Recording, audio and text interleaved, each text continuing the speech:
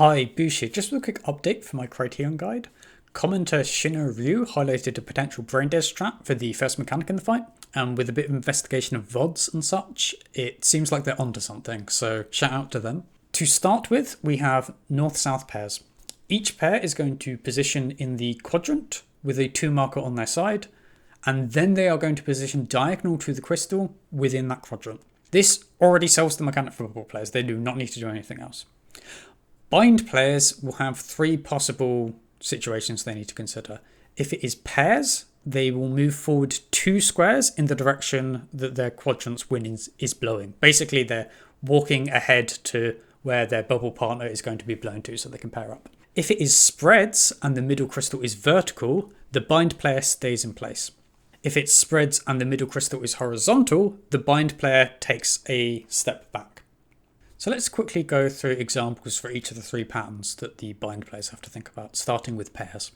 Now, pairs, you do the same thing. You identify your quadrant and diagonal crystal, and then you walk forward too in the direction of the wind, and then we can see the first wind blows, second wind blows, and everybody's in position for when everything explodes. Next up, we have spreads with a vertical crystal in the middle. So again, identify your quadrant, identify diagonal of the crystal on that quadrant, and then this is the pattern where binds just stay in place. So we can see first wind blows, second wind blows, everybody's in a safe spot spread. And finally, we have spreads where the middle crystal is horizontal. Here, the bind players need to take a step back, and then we can see the 1 wind blows, the 2 wind blows, and everybody's in a safe spot.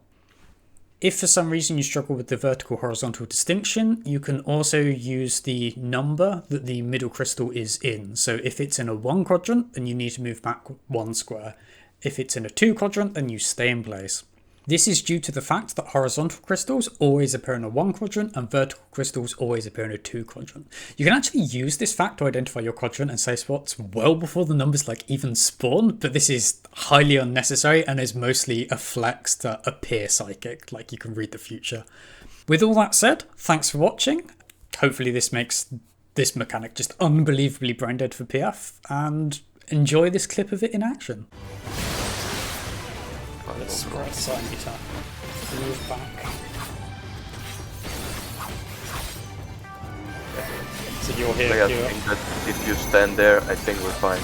Not with me. Here, behind.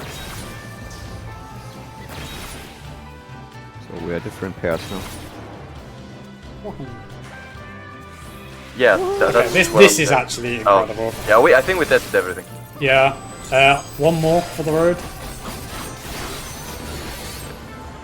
Gonna be late for that.